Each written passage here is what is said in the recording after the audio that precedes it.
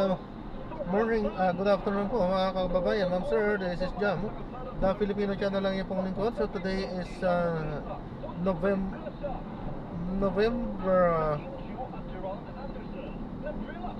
26, 2025. At tayo ngayon ay papunta dyan yan sa may Vicente Cordero Street sa may Marulas, Valenzuela. At dadalhin po natin yan sa may 11th Avenue corner po yan ng Rosal Street, Barangay 97, Grace Park East, Caloocan City. Okay, so magkakalit po tayo mamaya konti. Pag nakuha na po natin sila, disclaimer lang po ang content po natin ni Kalsada at hindi ang passenger. Kaya nga naman, sakali man po na may marinig kayo, mga pangalan ng lugar, pangalan ng tao, pangalan ng organizations, government o private, manya ay wala pong kinalaman ng channel na ito at wala pong pinapatukulan. Lahat po ng pinag-uusapan dito ay pawang dito lamang po yan sa loob at wala pong pinapatukulan sa labas. Ayan, makinig tayo ng mga nagbabagang balita at mga talakayan habang tayo papunta doon sa ating pick-up area. Sa Ombudsman ngayong araw, pumapalo kasi ng 1,300 na mga infrastructure projects ang nakuha at napanalunan ng mga kumpanya nila sa Department of Public Works and Highways taong 2016 hanggang 2024. Conflict of interest umano ito, kaya inirekomenda ng ICI na kasuhan at paimbestigahan ng mga mambabatas.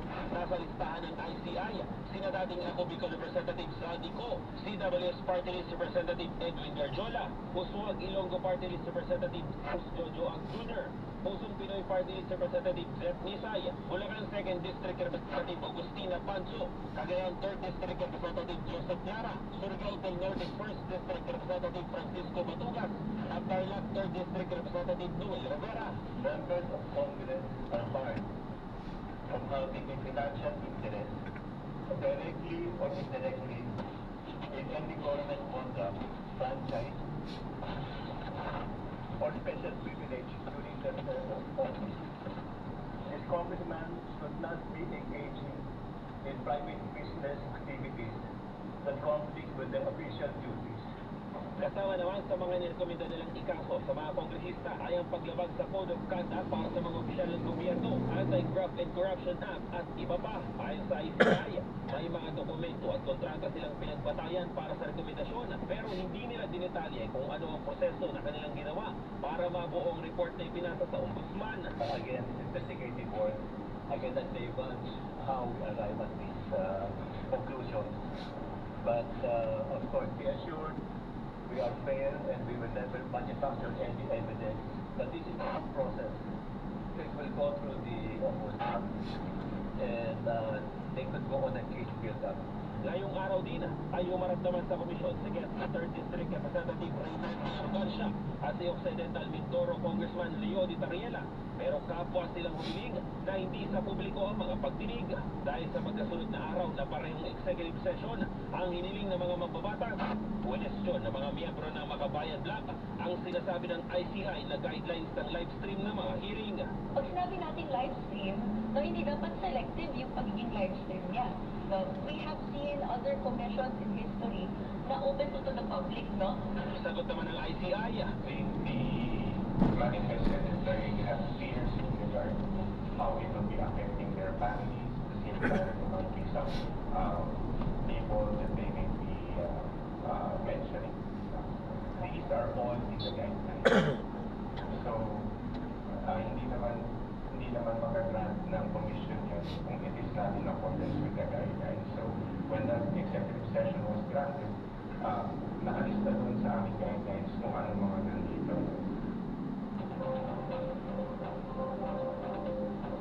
Hindi niya nakatakda namang tumali bukas sa isang pagdinig ang dalawang kongresista mula sa Quezon City at si Representative Marivic Copilar, pati na rin si Representative Patrick Michael PM Vargas. Hindi niya.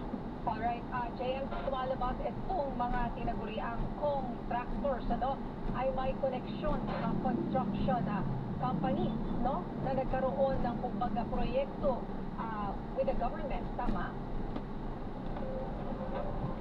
Tama ka dyan, Ninya. Itong mga itong ay binansag ni ICI Executive Director at ICI Chairman Justice Andres Reyes sa mga kontrakto na ito, mga contractors daw. At sa mga susunod na araw nga, o mga susunod pang mga buwan ay magkakaroon pa ng ilang mga referral ang ICI patungkol nga dito sa mga kongresista na meron ding mga kumpanya ng construction company na nakikisali dito sa mga pagbibids at na-influensyahan nga yung desisyon o yung mga kontrata nitong mga kontrata dito sa DPWH. Kaya ang nangyayari, napupunta rin sa kanila, nagkakaroon sila ng kickback at mga pera na nakukubra dito sa mga kontrata ng DPWH. Niya. May balita ka ba, JM, kung mga congressmen lang yan? Kasi, di ba, may mga mayor din, governor, at iba pang mga opisyal na may mga pag-aari talaga, mga construction companies. Hindi naman natin sinasabi na ito yung mga sumalik na mga maanomalyang flood control project. So, dapat tingnan rin sila, hindi ba? Niya yan din sinigurado ng ICI kanina nung tinanong patungkol nga dito sa ilang mga senators din. Matatandaan nga natin na last 2 weeks ago parang sinabi nila na meron nga 3 senador silang i-refer pero hanggang ngayon ay wala pa rin dito. Kaya naman tinanong ito ng mga miyembro ng media kanina at sabi nga ni ICI Chairman Justice Andres Reyes na sa mga susunod na araw ay may mga referral pa silang ipapasa at patuloy nga daw yung kanilang kinukuhang mga impormasyon, mga datos, mga kontrata na pwede nilang ma-i-refer o ma-isumite sa ombudsman at ito nga ay gagawa ng case build-up ng ombudsman para makasuhan itong mga opisyal ng gobyerno na kumukubra ng pera ng bayan. At para lang klaro rin tayo, these are just recommendations, no, JM. Hindi pa talaga nagsampa ng kaso laban sa mga kongresistang ito or mga tinaguriang contractors.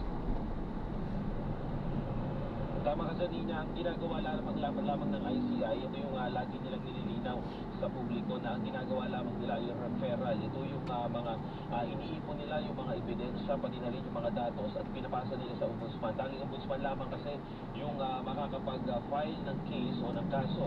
Example na nga dyan yung nangyaring pag-file nila ng kaso kay dating representative Zaldico nung mga nakaraang linggo. At ito rin yung mga gagawin daw nila sa mga susunod pang mga linggo. At tanging ginagawa lamang ng ICI pati ng DPWH, iniipon yung mga ebidensya, yung mga impormasyon at lahat ng mga yon, lalo na yung mga kontrata ng mga kumpanya, ng mga kongresista rin, ay ipinapasa nila sa ombudsman. Niya. Alright, maraming salamat, JM Pineda. Ibinunyag ni Pangulong Ferdinand R. Marcos Jr. na nagtangka umano ang kampo ni dating Congressman Zaldico na pang-blackmail. Pero, sagot ng Pangulo, hindi siya nakikipagnegosasyon sa mga kriminal. Narito ang report. I do not negotiate with criminals. Sa kanyang bagong video message, ibinunyag ni Pangulong Ferdinand R. Marcos Jr. na lumapit ang abogado ni dating Ako Bicol Representative Zaldico kung saan nagtangka umano itong mam-blackmail.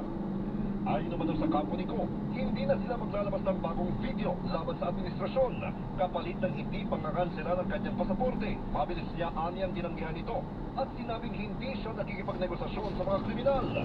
Kahit maglabas ka na ng video ng lahat ng kasinungalingan mo na pag-destabilize sa gobyerno, gusto kong malaman mo, Saldi, makakansela pa rin ang passport mo. Hindi ka na makakatakas sa hustisya.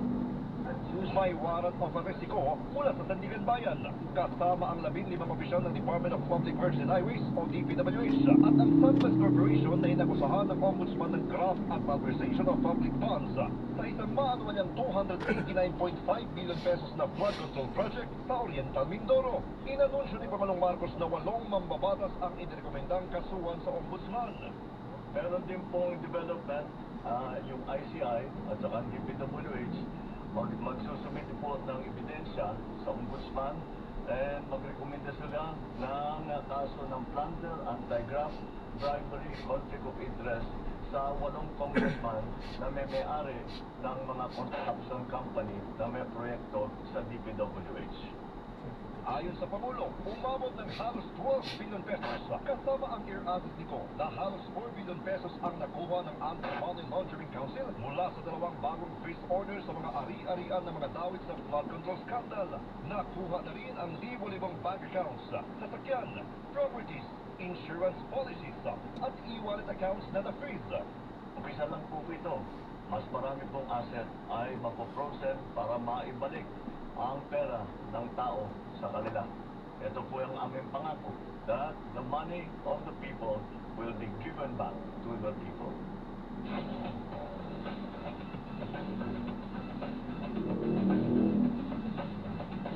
Mainit-init pa. Unahin na natin ang pagsagot ni Palace Press Officer Undersecretary Claire Castro sa iba't ibang issue ng bayan. Magandang gabi po, Yusek Castro. Good evening niya at sa lahat ng nanonood ng Arangkada. Good evening po.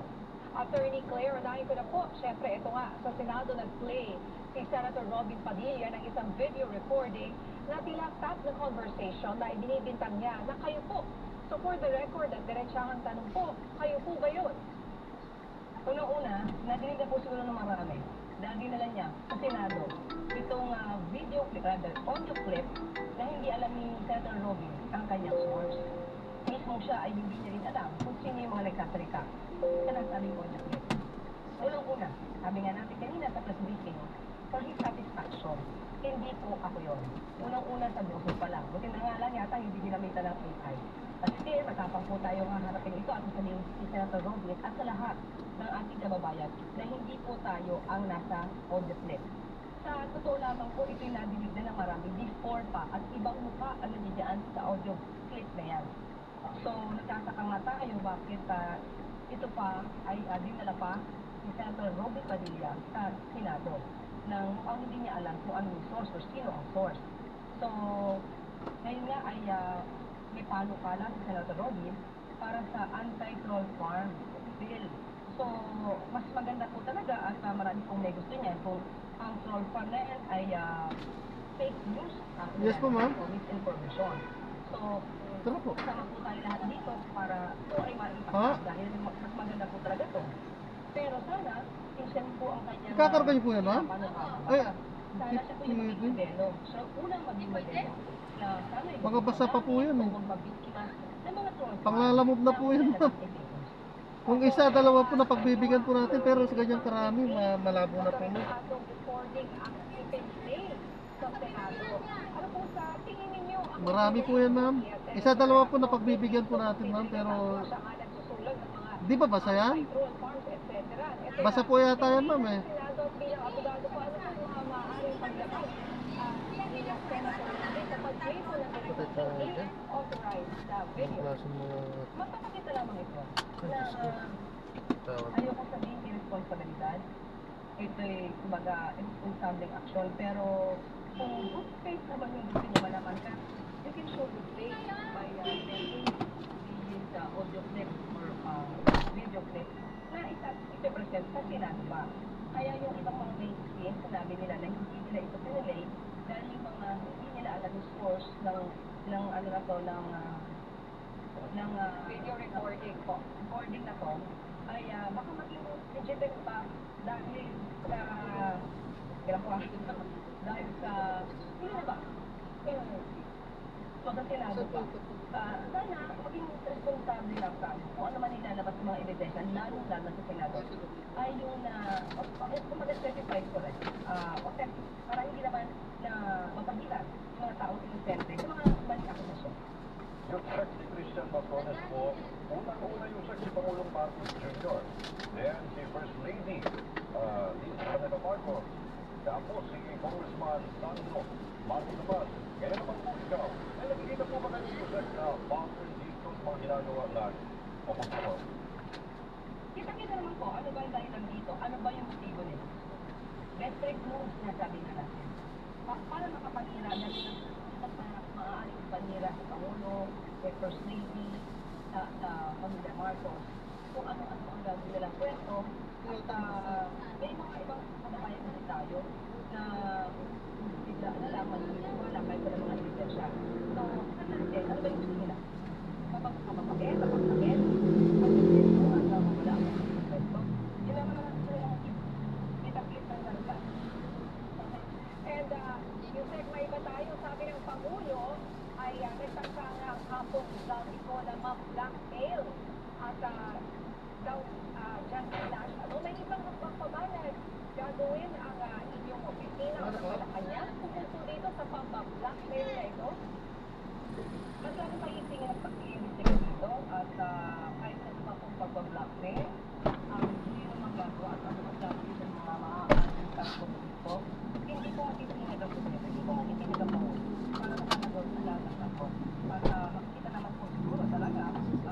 pa-stop ang mga paglabas ng video at paunti-unti Okay na po. okay na po.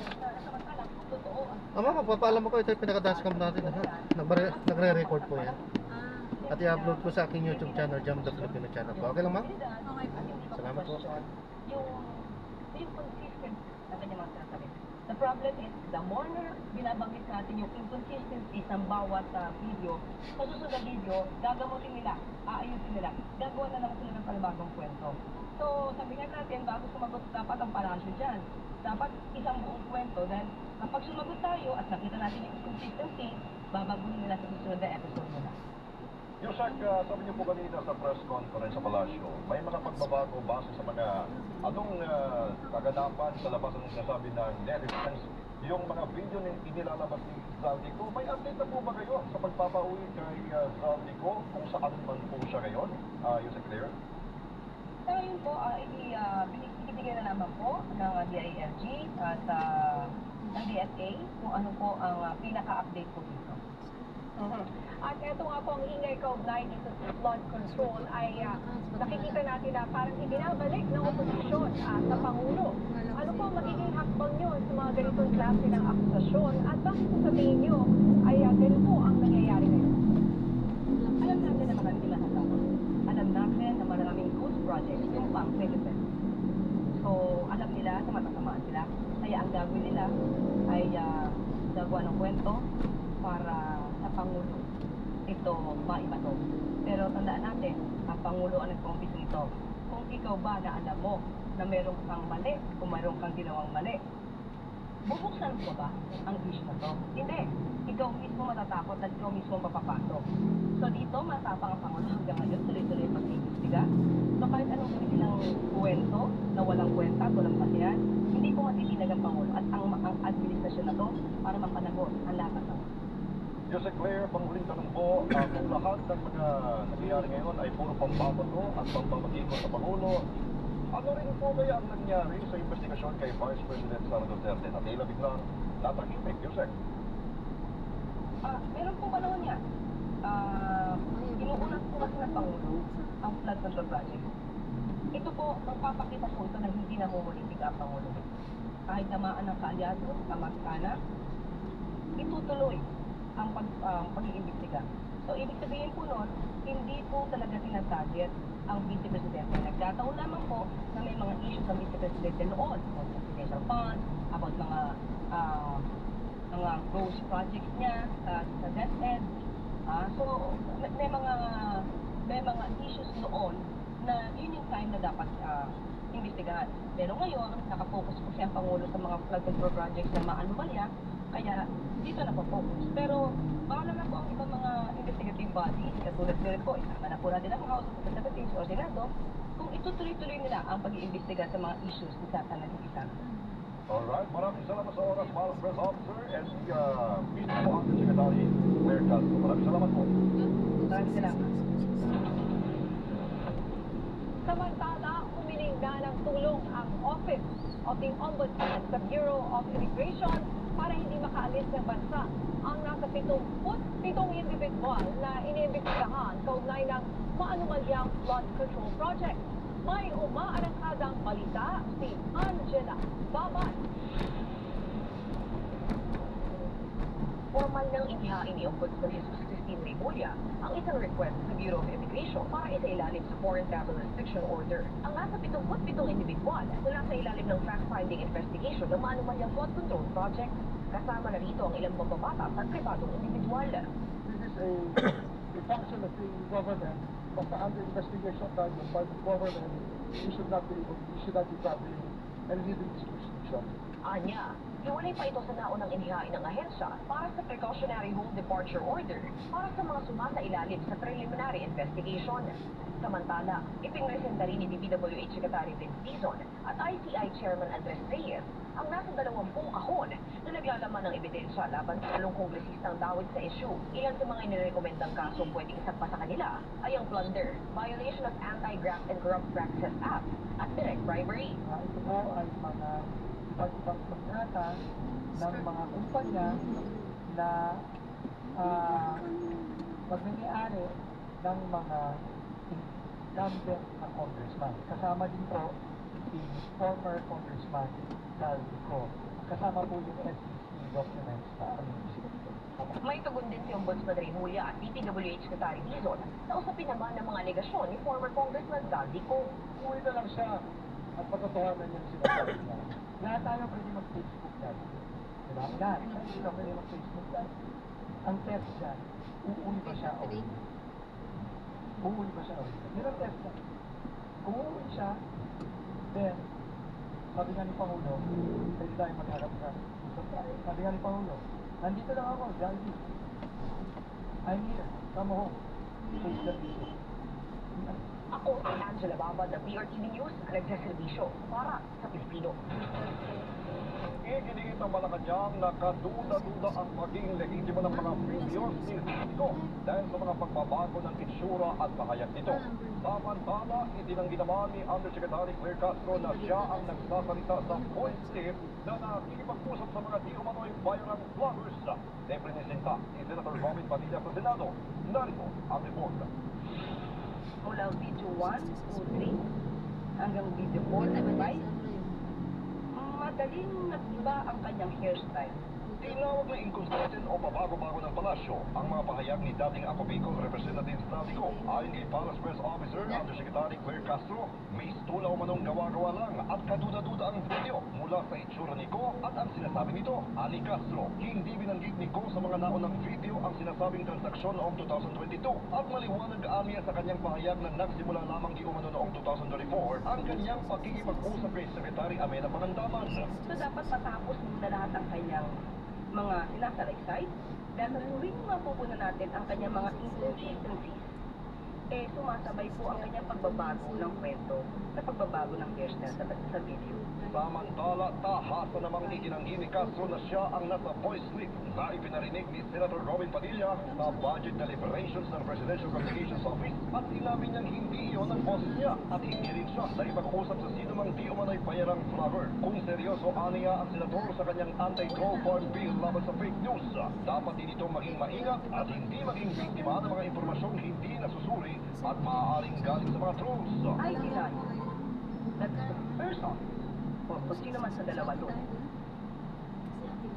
na I was talking to a certain vlogger. Sana maging modelo din po si Senator Robin. Modelo na hindi magpapagamit o magpapabiktima sa troll farm na nagpapakalat ng fake news. Pinatikos naman ng palasyo ang pagpapahayag ng kahandaan ni Vice President Sara Duterte na umupo bilang presidente kung sakaling bibitiw sa pwesto si Pangulong Bongbong Marcos. Aniyo si Castro, may tuturing itong bilang isang political destabilization dahil hinihikayat ang biso na mawalan ng tiwala ang publiko sa presidente. Tanong din natin sa taong bayan, handa na po ba kayo sa mas marami pang Mary Grace Llanos? Una-una po, ang Vice Presidente, hindi acceptable. It is not acceptable for a Vice President to anticipate the resignation of the President. Presidente na pinagsisigawan nilang bumaba sa pwesto. This is definitely a form of political destabilization. Samantala, malapit mangyari ang umano'y civilian military junta ayon kay Department of Interior and Local Government Secretary John Vic Remulla. Iginit ni Remulla na ang kailangan ng pamahalaan ay full visibility laban sa mga taong nagtatangka na magrekruta ng mga personalidad kaugnay sa sinasabi nilang alternative government. Ayon kay Remulla, may dati ng destabilization efforts pero nalampasan ng bansa. Tiniyak pa ng kalihim sa publiko na patuloy na minamonitor ng security at intelligence units ang sitwasyon at on top of the situation ang administrasyon.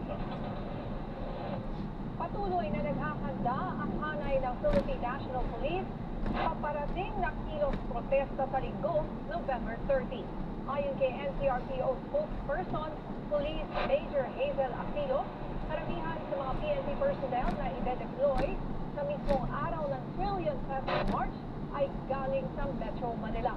Aabot sa 15,318 PNP personnel ang i-deploy sa protesta at higit 8,000 dito ay mula sa Metro Manila.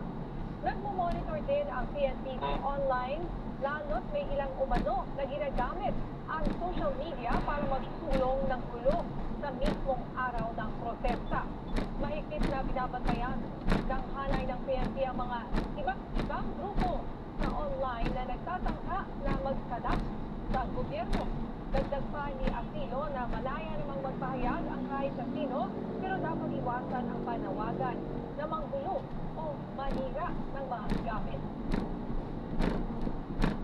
Pinaigting po at pinaaga natin ang ating intelligence cycle sa ngayon. Sa social media monitoring po, nakafocus tayo ngayon sa pag-detect ng mga anonymous accounts na nag-iimbita ng karahasan, pag-flag ng post calling for vandalism, physical harm, or organized destruction at real-time coordination po sa mga organizers para mapigilan po yung escalation, lalo na po sa mga kabataan. Pinapaalala ko po, hindi naman po bawal ang magprotesta, pero po yung tahasang panawagan na manakit, manira, o manggulo, malinaw po na ito ay element of inciting to sedition. Sa ibang bansa, wala mo lang i-display na parol ang lokal na pamahalaan ng Maynila. Yung mga pamunahing kalsada at mga pampublikong establishmento ngayong Kapaskuhan. Humingi ng pasensya si Manila Mayor Isko Moreno sa mga taga Maynila dahil aabutin pa noon ng 14 million pesos ang paglalagay ng parol sa buong Maynila. Ayon kay Moreno, wala mang parol, tuloy pa rin ang Pasko basta't kasama ang pamilya. Bago minsan umabot sa may 300 milyong piso ang unpaid utility bill ng lungsod mula sa nakalipas na administrasyon na kanilang binabayaran sa ngayon.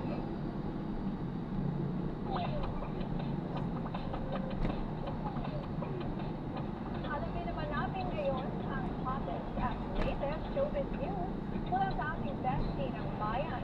Jai Ho, hi Jai! Hi, Lucinia! Naku, mula sa mga karangkada po natin, eto na nga ang mga pinaka-latest na umaarangkadang showbiz balita. Mark Heras, nilinaw na hindi siya nag-stop sa showbiz. Ano ang totoong kwento?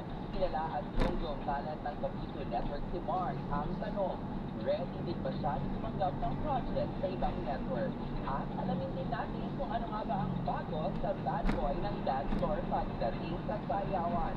Ang detalye dito sa Joycon Exclusive! Kamakailan, nagkaroon tayo ng pagkakataon na kamustahin ang OG bad boy sa dance floor na si Mark Heras. Ano nga ba ang latest update sa kanya ngayon? Matapos ang mga naging eksena kamakailan online at inalam din natin if game ba siyang tumanggap ng mga projects outside GMA7. Okay naman, I know with some case actually, and then busy siya mga outside work, hindi ba siya, wala na, marami kasi ang gusto talaga, or target talaga, magkatrabaho, and then to do any work na pwede kong gawin. Totoo rin ba na pinasok ni Mark Heras ang paggawa ng sexy movies? So, I did some movies with under Star Cinema. So, abangan ko nila yun kasi yun talaga sexy daring yung character yung movies talagang Madaming nagtatanong dahil matagal na siyang hindi napapanood sa Kapuso Network after niyang hindi mag-renew ng kontrata. Ano ang totoong kwento dito sa chika na siya ay nagpahinga na nga ba sa showbiz? Hindi naman ako talaga nag-break showbiz career. Kataon lang ako na makakasagawa under JB. Saan naman aabangan si Mark Heras ng kanyang mga fans? Well, abangan nila yung pag-launch na yung app sa Star Cinema. Hindi na yun. Hindi na subscribe para mapanood nila yung mga movies na ginagawa namin. At abangan nila ako sa mga barangay nila. Kasi mostly mga ginagawa ko. Fiesta Town, Fiesta, basketball with celebrities. And ay mga Pinoy sa Vietnam. Sa Vietnam, sa December 15 ako lang. At yun nila ang mga pinaka-latest sa ganap sa mundo ng showbiz. At nga po ang nag-iisang resident sa arangkada ninyo pagdating sa mga contest. Kaya exclusive ganap sa mga paborito yung artista. Ang nag-iisang beshi ng bayan para sa Joycon Exclusive. Balik sa inyo, Christian and Mia. Uy, maraming salamat, Jai. Baka may tanong ka, Christian, kay Jai. Kahit ibang bagay. Siya kanina. Maybe bulong-bulong siya sa akin. Hindi mo yun? Siya yung nag-viral na dancer. Actually, hindi Magaling sa sumayaw, galing ah. Sa season 1 ng Starstruck, Curly, kumbaga kasabay ng Jenny Mercado, Rainier Castillo, at si Yasmin Curly. Batang 90s represent. Oh yeah, oo. Parang kasama tayo doon. Alright, maraming salamat, Jai. Salamat po, Miss Ina. Sa aming pagbabalik, higit 800,000 pesos na halaga ng highway marijuana. Itinago sa Labuos ng Tones. Marami pang maiinit na balita sa pagbabalik ng Arpada Balita. Ang programang ito ay hatid sa inyo ng Blemex Forte Syrup and Capsule. Maluwag ang paghinga, tunaw ang plema. Basta lagutin, Blemex.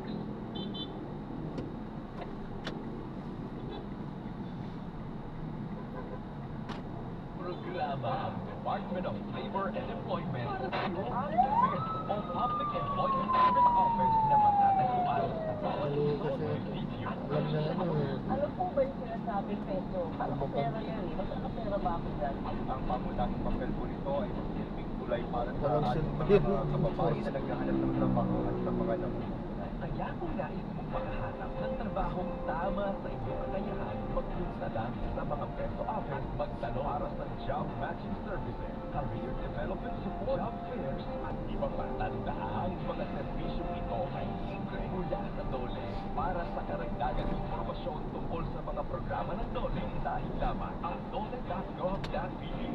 O di kaya'y manood ng Aksyon DOLE sa DCMM, PRTV Prime Media at FM Radio Regional. Good morning, my dear friend. Didiligan ko kayo. Bakit di kayo matuyuan? Hindi. Sorry, di kita nakita. Nadiligan sa tuloy. Good eyesight makes perfect moments for expert eye care, state-of-the-art facilities, affordable eyewear. Go to EO. EO, love your eyes.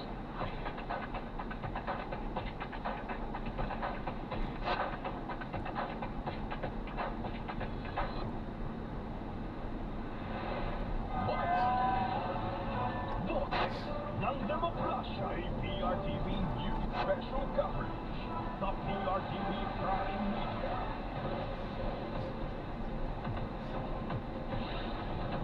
Pinabulaanan ni dating presidential spokesperson Harry Roque na inaresto siya sa Netherlands. Ayon kay Roque, nakatakda na sana siyang lumipad papuntang Austria. Pero hindi raw siya natuloy dahil sa kanyang kalusugan. Kamakailan daw kasi ay sumailalim siya sa major surgery na sinundan ng minor surgery. Binigyan daw siya ng mga doktor niya ng medical certificate na unfit to fly. Bagaman nag-issue ng fit to fly ang immigration ng the Netherlands.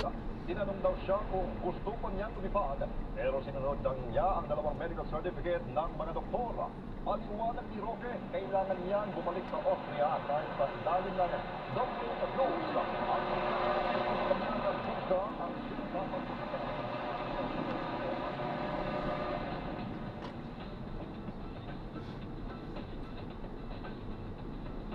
Kaugnay ng balitang yan, makakausap natin si Attorney Ralph Sarmiento, isang international lawyer. Magandang gabi po, Attorney Sarmiento, and welcome sa Arpada Balita. Yes, magandang gabi, Ninya. Sinasabi po ni Harry Roque, or ni Attorney Harry Roque, na hindi siya inaresto sa the Netherlands. Gaano po kabigat ba ang pag-present niya ng medical certificate bilang dahilan na hindi niya paglipad papuntang Austria?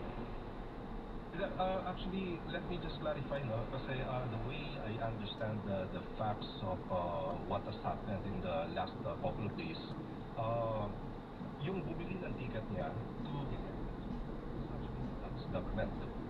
So it was actually the Dutch government which was trying to send him to Vienna under the Dublin III regulations.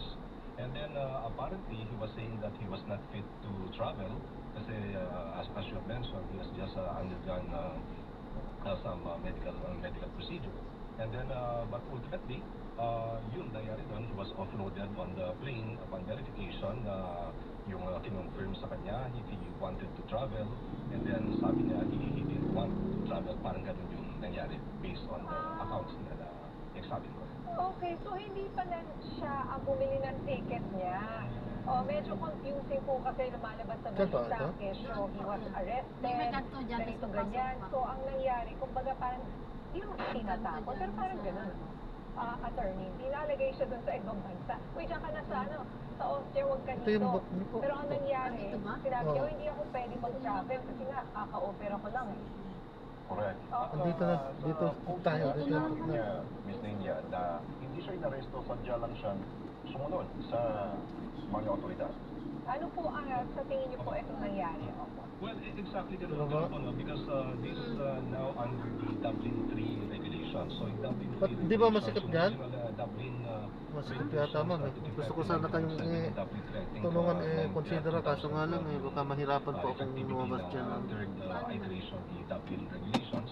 Now, under the Kasi Dublin doon ang regulations, yung concept kasi nito, Dapat it- pinupurchase nyo. Sino po nag-book kayo o yung tinatawag natin na Mali. asylum Barangay shopping. 97, So, eh, sa Rosal European State, Union, Dito Rosal hindi State. ka pwede mag-asylum Ano shopping. to eh, Kasi ang 11 daming members Oh, ng 11th European Avenue po. Union, Oh, di ba? 11th Maraming Avenue, bansa 12 na members ng Avenue, European Rosal Union. Street. Now, kung Hindi po, tignan niyo po yung book nyo. mag-apply 11th ka ng Avenue, asylum corner in ng one state, Rosal. and then once na Corner po ng decided Rosal. ka sa yun, hindi ka na pwede mag-apply in another state. Now, yung purpose naman ng Dublin regulation para, para ma-order din natin European Union. Sabi mo ba, hindi ba niya mo? On certain rules to determine kung anong bansa yung magpaprocess ng asylum application ng isang asylum seeker. So, ganito yung nangyari sa case ni Harry Roque. So, I think his point of entry was in the Netherlands, pero yung kanyang visa, yung Schengen visa niya was issued by Vienna, by Austria. So, under the Dublin 3 regulations, may provision po tayo doon na under the rules, yung the state which issued the Schengen visa to the asylum seeker should be given the process the application for asylum. Pero Atty. Rose, pwede ba itong, sa tingin nyo, pwede ba itong gamitin para i-delay o tatagal ba ang proseso ng pagbabalik sa kanya sa bansa? Oh, well, depende lang po yan kasi ang daming mga factors that are at play in this particular case. Aside from the fact that the pending application for asylum, which I understand may now be transferred to the jurisdiction of the Austrian government, pero at play dito Papadiretso pa sana sa pinagbigyan na nga natin sa alaman nila. as ordered by the court, and then it was immediately implemented by the Department of Foreign Affairs. Hindi pa daw din alam kung What may is that, cancel Anyway, the yan, passport. maraming salamat po. And then as soon as ma-cancel yung Sa passport, panonood, normally 266. the Department of Foreign Affairs Hanggang sa muli, ingat at inform God bless. border Para po. controls in other states, like in Una, this case the para sa mata na po. European Union, yung Schengen na mga states. So this is John, the Philippine Channel lang niyo pong nagkot. Paalam po. The Philippine passport itong subject na to. And then if ever he will come across a border wherein he will be required to present valid identification papers, and usually passport yung hinahanap doon, and a valid visa kung your first entry to the